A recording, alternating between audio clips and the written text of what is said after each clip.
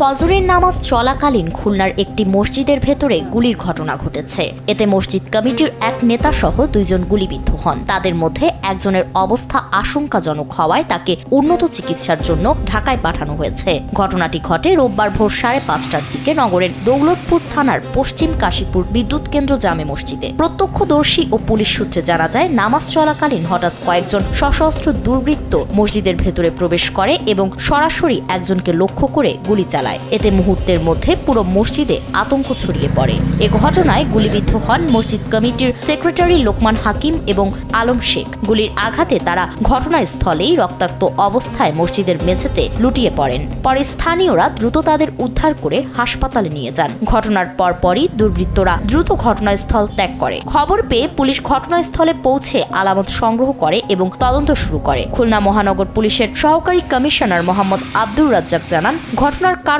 অনুসন্ধানে কাজ চলছে এবং হামলাকারীদের শনাক্তের চেষ্টা করা হচ্ছে। বর্তমানে আহতরা হাসপাতালে চিকিৎসাধীন আছেন। তাদের মধ্যে একজনের অবস্থা আশঙ্কাজনক। পুরো ঘটনায় এলাকায় চরম আতঙ্ক বিরাজ করছে।